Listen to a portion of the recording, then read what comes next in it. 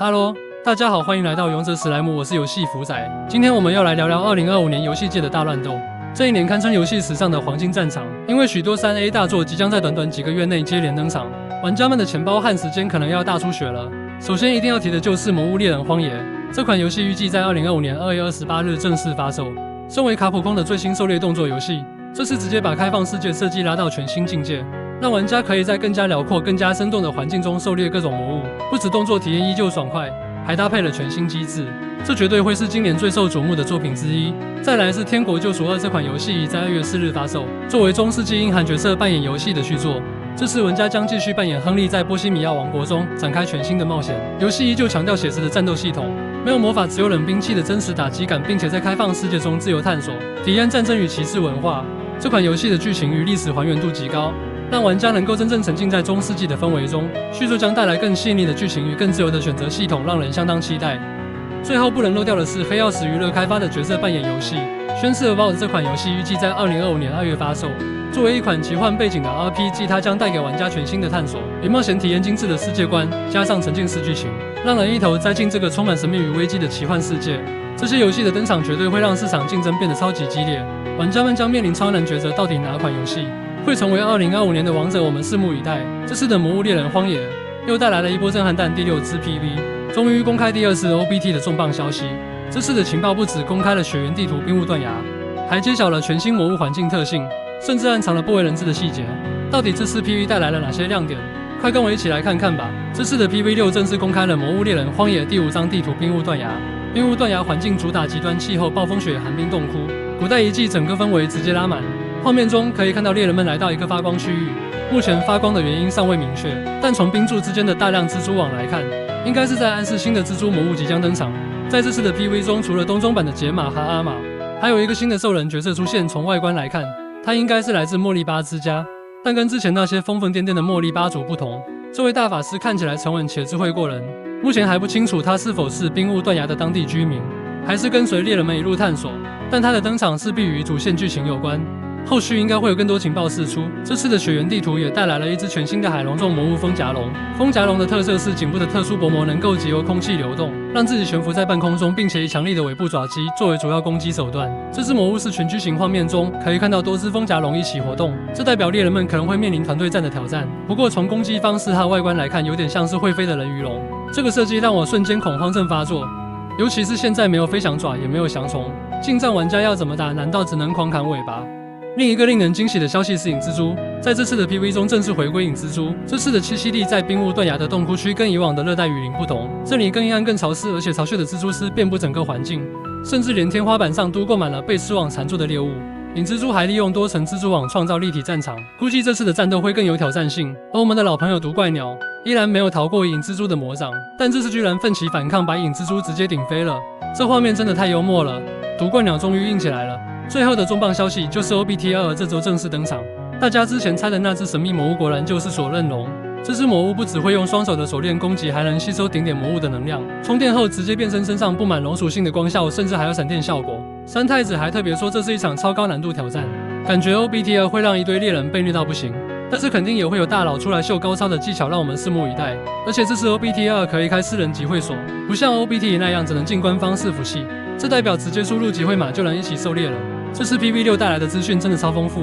新地图、新魔物、新角色，还有高难度挑战的锁刃龙，每个亮点都让人期待不已。如果你也对这次的公测有兴趣，记得在留言区跟我们分享看法。接下来我们来聊聊最近争议不断的刺客教条暗影者。这款游戏在媒体试玩后引发了大量讨论，原本大家以为这会是一场充满战国魅力的刺客冒险，结果却成为了一场文化与游戏设计的双重灾难。首先我们来看争议最大的角色迷柱，作为游戏双主角之一，他的设定本来就充满话题，但试玩中玩家发现他穿的铠甲比织田信长还华丽，甚至能攻击日本平民 NPC， 并且有完整受集动画，这让许多玩家质疑育碧到底有没有真正研究日本历史。双主角系统本来是游戏的卖点，但试玩后却被批评为强行制造差异。奈绪江的玩法灵活，拥有钩爪，能轻松攀爬，而迷柱因为重甲无法做出相同动作，导致玩家必须频繁切换角色来完成任务。这种设计让人觉得游戏缺乏真正的自由度。更让人失望的是奈绪江的忍术系统名义上是忍术，实际上只是提出强化完全没有玩家期待的土遁、水遁等经典元素。剧情方面，游戏背景设定在战国时代，但许多细节充满自由发挥的幻想，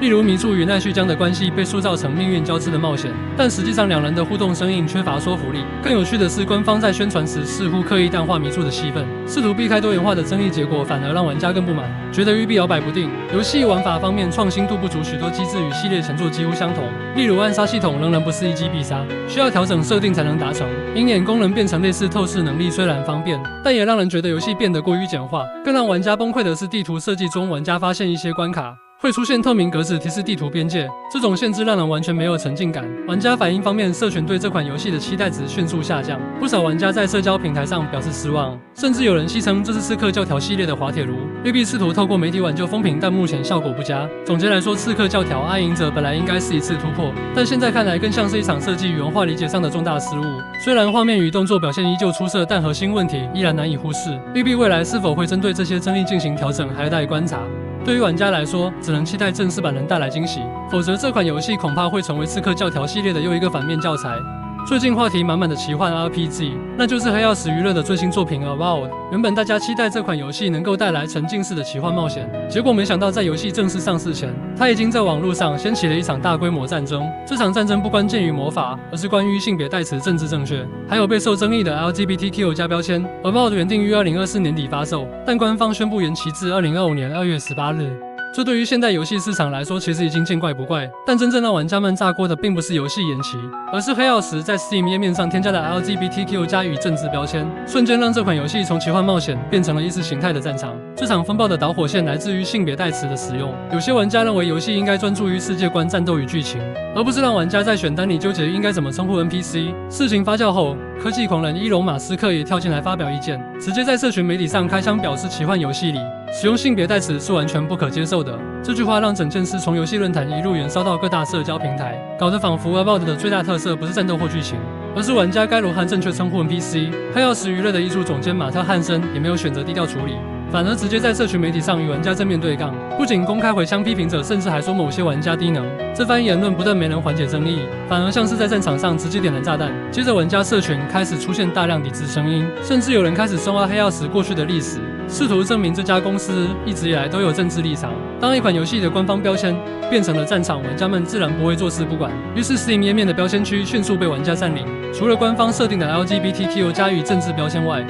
还新增了一些极具讽刺意味的标签，例如心理恐怖、不要买 bug 比剧情重要等，让 Avowed 的商店页面看起来格外有趣。毕竟一款奇幻 RPG 居然被贴上心理恐怖标签，这是不是表示玩家在游戏里的最大挑战不是砍怪，而是社交压力？那么这场争议到底会不会影响 Avowed 的销量？目前有两种声音，一种是玩家表示愿意购买，来支持黑曜石娱乐的多元立场；另一种则是玩家打算买来写负评发泄不满。当然还有更多人选择无视，毕竟谁会为了一款还没上市的游戏卷入两派争吵的风暴之中？总结来说，Avowed 的争议完美展现了一个问题：到底是谁在把政治带进游戏？是黑曜石刻意炒作议题，还是马斯克在带风向？又或者是玩家们自己在这场战争中越陷越深？无论答案如何，这款游戏都已经成功变成了一款超越游戏本身的作品。但说到底，等这场风波过去后，这款游戏究竟好不好玩才是最重要的事情。如果它的游戏内容不行，那才是最真正的悲剧。本周又有超多让人兴奋的新作即将上市，不论是想要体验真实历史的战场，怀旧重温冒险经典，还是沉浸在奇幻或剧情为主的游戏世界，这次的名单保证让你的游戏清单大爆满。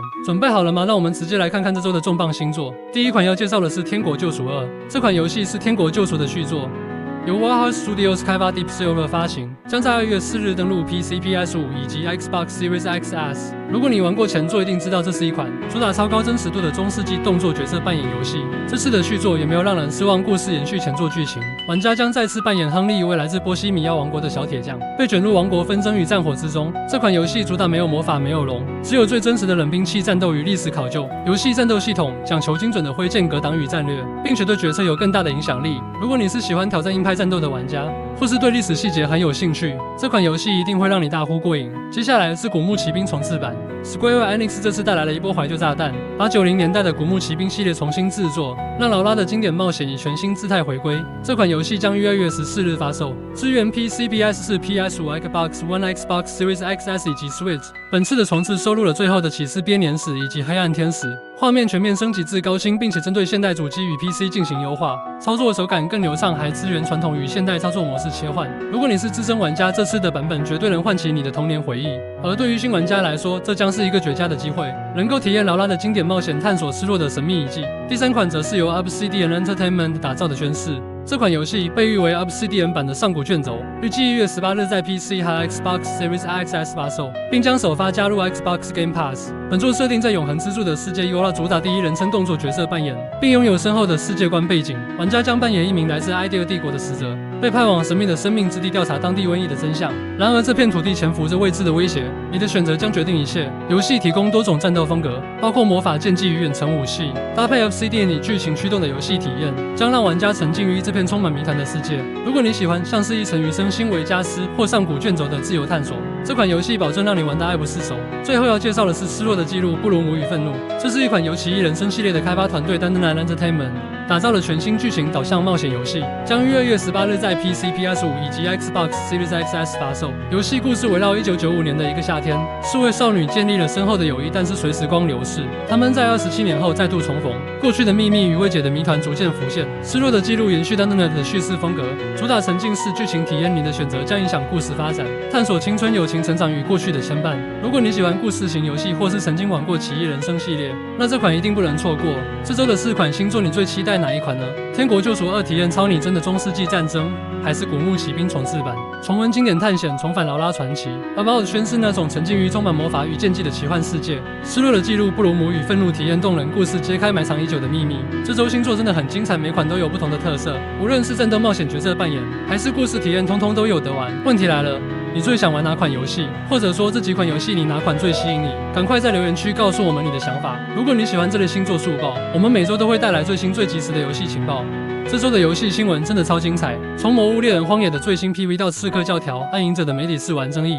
再到 About 的社群风波，可以看出2025年的游戏市场竞争会有多激烈。不管是全新的狩猎体验和战国刺客冒险，还是奇幻世界的角色扮演，每款游戏都有自己的独特魅力，但同时也伴随着不少争议。面对这么多大作，玩家们的时间和钱包都要准备好，迎接这场游戏狂潮。这周的星座速报也带来更多值得期待的资讯，让我们拭目以待，这些游戏究竟能不能让玩家满意？记得在留言区和我们分享你的想法。如果你喜欢，记得按赞、订阅、开启小铃铛，我们下周见。